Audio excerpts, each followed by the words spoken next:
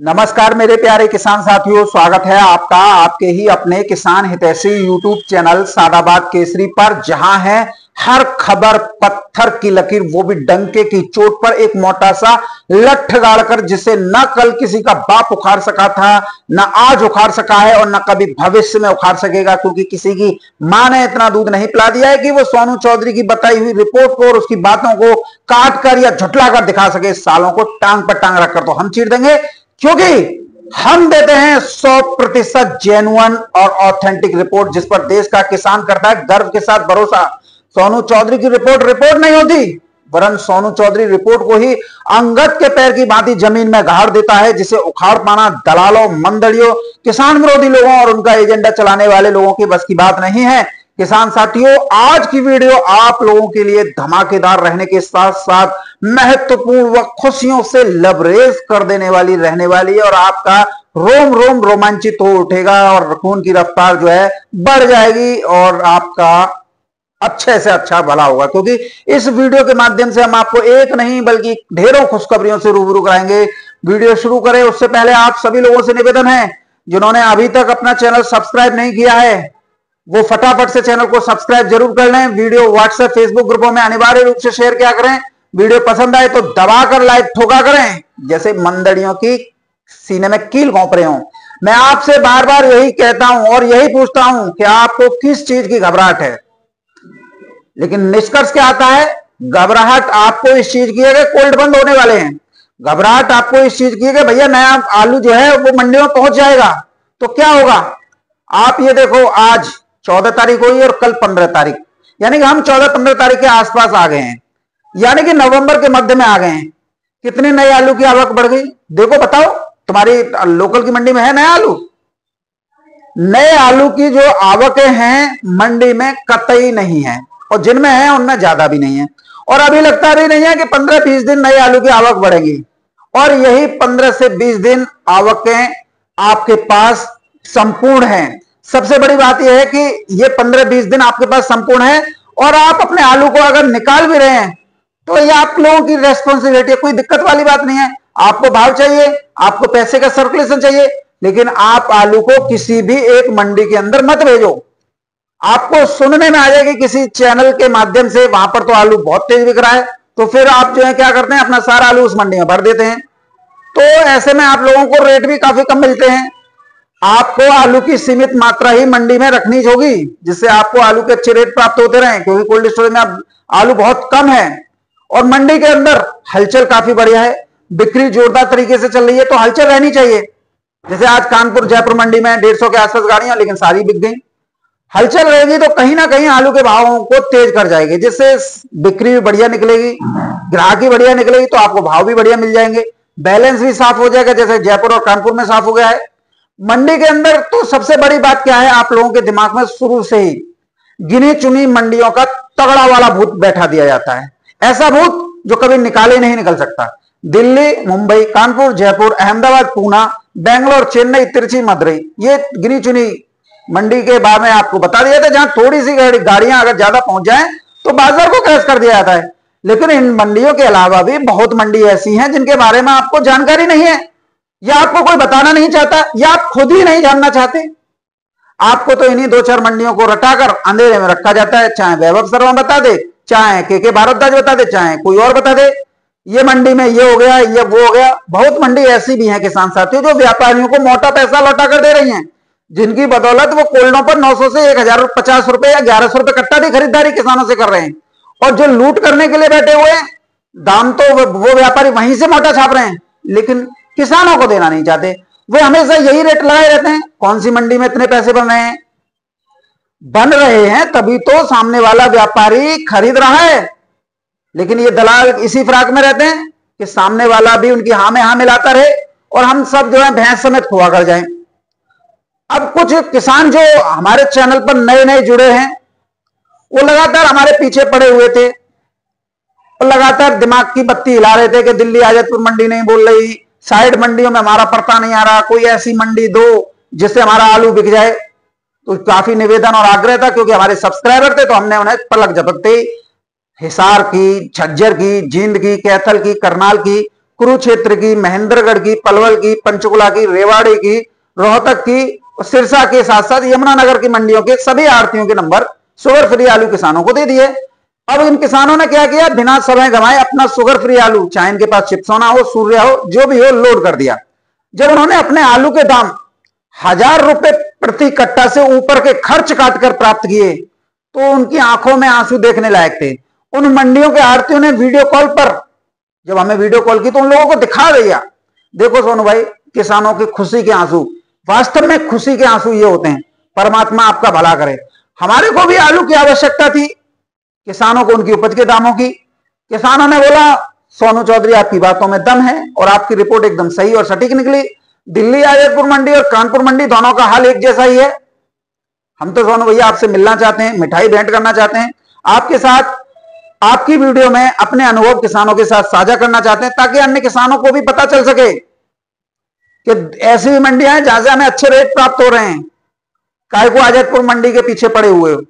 जो आप कहते हो एकदम सत्य होता है। व्यापारी और कोल्ड मालिक अपने निजी फायदे के लिए आपको किसानों के बीच खलनायक बना रहे हैं और बना भी देते हैं। अब मैंने उनसे एक सीधे सीधे शब्दों में कहा, आपका आलू अच्छी रेटों पर बिक गया, इसमें हमें और क्या चाहिए? यही आपका विश्वास है और यही आपकी तरफ से हमारे लिए मिठाई है। इसीलिए मैं आप लोगों से कहता हूं, बहुत ऐसी मंडियां हैं जहां आज भी आलू तेज दरों पर बिक्री हो रहा है, लेकिन आपको जानकारी नहीं है या आप दलालों की बातों में आकर जानना भी नहीं चाहते।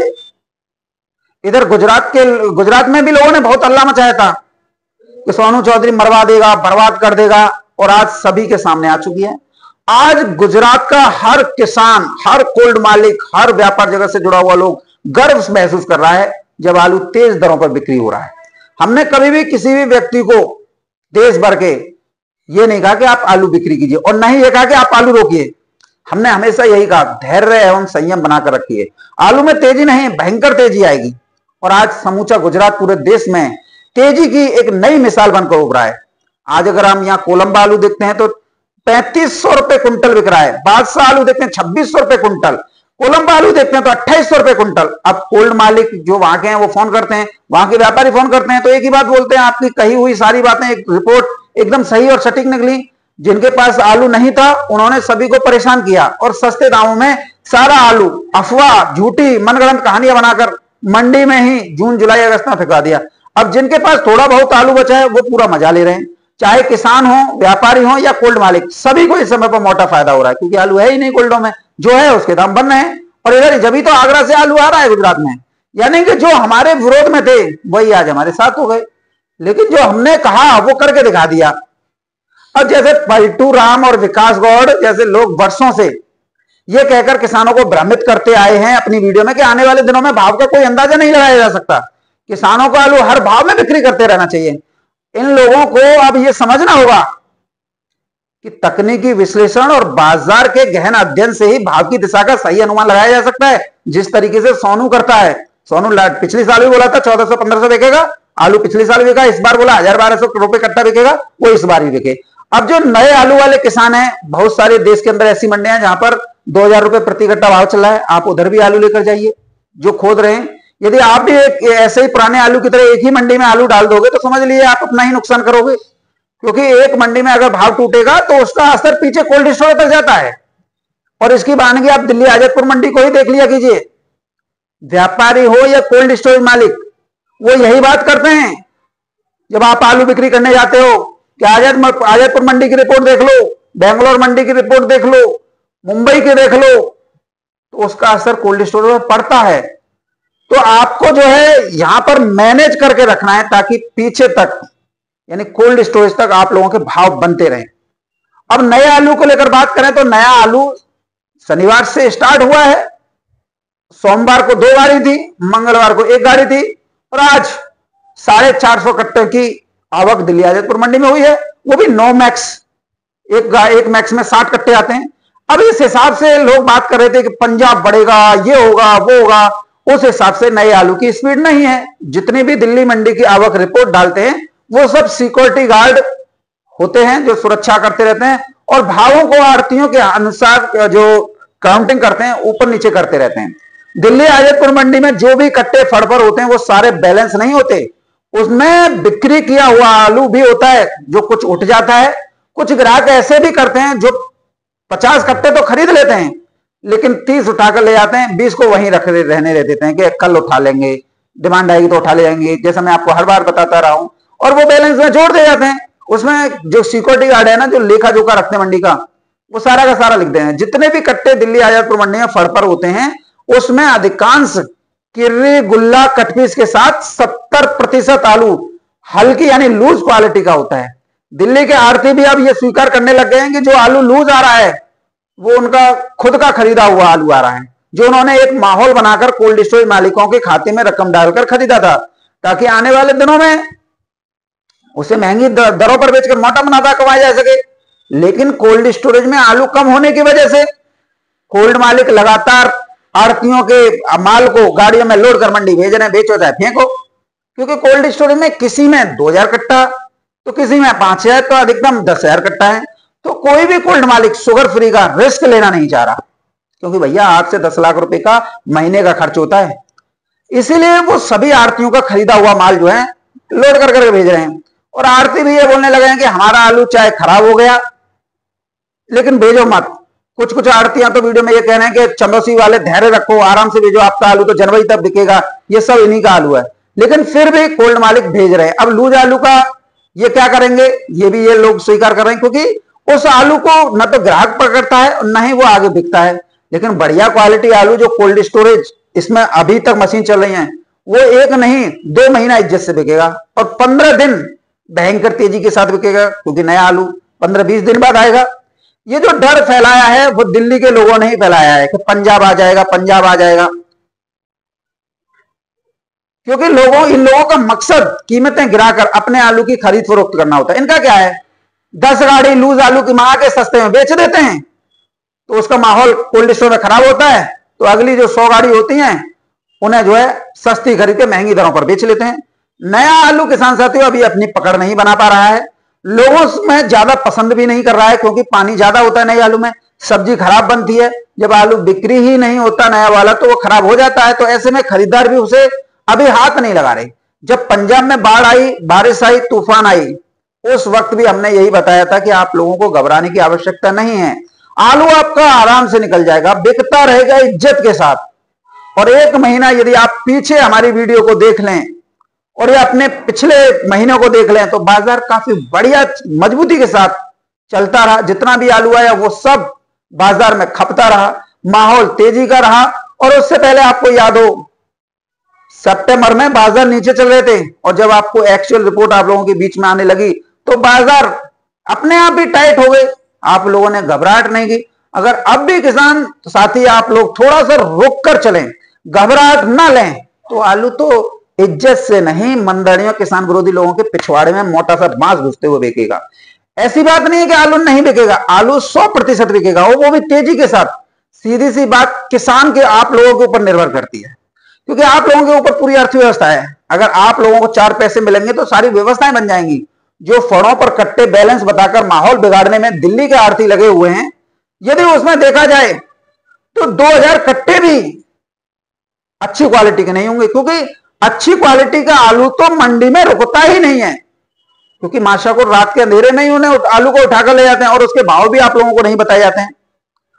नए आलू की गाड़ी नाम मात्र की है और इधर पुराने आलू की क्वालिटी सुपर है, साइज भी अच्छा है। तो होटल वाले हों या रेस्टोरेंट वाले हों, ढाबे वाले हों, शादी विवाह वाली सीजन वाले हों या पार्टी वगैरह में, तो कौन सा आलू लगता है, पुराना आलू लगता है। नया आलू नहीं खाया जाता और जो खाया जाता है वो पौष इलाकों में खाया जाता है। किसान इस समय पर व्यापारियों कोल्ड मालिकों की बातों में आकर इधर अपनी जमीन भी खोद रहे हैं। 2026 के लिए जैसा ये लोग बोल रहे हैं आलू ज्यादा लग रहा है, रकबा बढ़ रहा है, व्यापारी, आड़ती, कोल्ड मालिक या स्टॉकिस्ट ये कभी नहीं चाहते किसान साथियों कि आप लोगों का आलू महंगी दरों पर बिक्री हो। ये तो केवल सोनू चौधरी चाहता है। कोल्ड मालिक इसलिए हल्ला मचा रहे हैं कि किसानों को खुदाई के समय पर लोन और वारदाना ना देना पड़े, किराए में कमी ना करनी पड़े और व्यापारी व्यापार करें तो कोल्ड में ही किसान सस्ती दरों पर छोड़ जाए। व्यापारी हल्ला इसीलिए मचा रहे हैं कि आलू उन्हें किसानों से सस्ती दरों पर मिले और उसे महंगी दरों पर मंडियों में लोड कर मोटा पैसा छापें। स्टॉकिस्ट आड़तियों को जितना सस्ता बिकेगा उतना ही उनका कमीशन मिलेगा। तेजी में सिर्फ किसानों को फायदा होता है, मंदी में इन सभी लोगों को। अब कोल्ड मालिक इसी तरीके से बोल रहे हैं कि हमें लोन वारदा ना देना पड़े, तो साले हल्ला मचाओ। अब ये कौन सा बेंचों अपने घर से लाके दे रहे हैं, बैंक से लाके दे रहे हैं। राष्ट्रीय बागवानी मिशन के तहत इनका कोल्ड रजिस्टर होता है, तो बैंक देती है बढ़ावा देने के लिए। तो लेकिन इससे आप लोगों की बर्बादी तय है। किसान न जाने कौन सी दुनिया में जीने लगे हैं।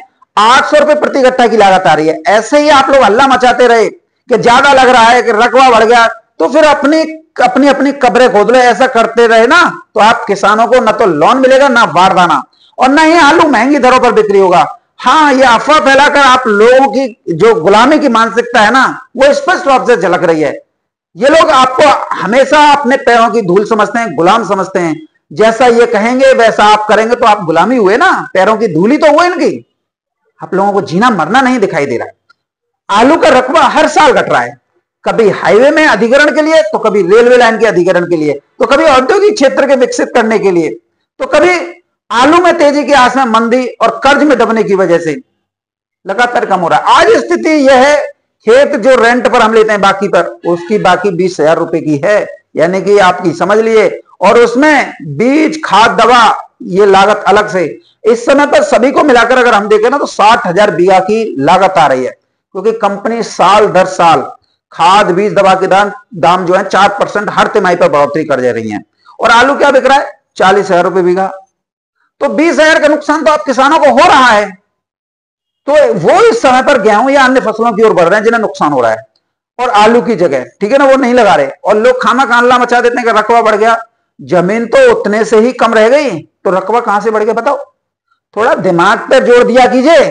क्या ऐसी अफवाहों पर ध्यान देकर आप अपनी बर्बादी का ताना बाना तो नहीं बन रहे? जब रकबा बढ़ गया तो पैदावार कहां से कम आ जाएगी? कहीं ना कहीं से तो पूर्ति करेगा। ये लोग आपको हर साल ऐसे ही जाल में फंसाकर रखते हुए अपना उल्लू सीधा करते हैं। फिर साल भर आप लोगों का शोषण किया जाता है, कम दामों पर आलू बिक्री कराकर।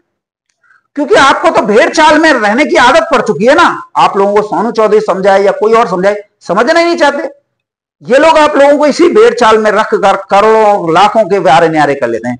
जब आलू ही ज्यादा लगेगा तो ज्यादा निकलेगा, तो फिर कहां से आपको रेट मिल जाएंगे? ये आप लोगों का मिथक है कि ऐसी अफवाहें फैलाकर रखो तो दूसरा किसान आलू ना लगाए। जिसे लगाना है किसान साथियों, वो तो लगाएगा, वो किसी भी लोगों व्यक्ति की नहीं मानेगा।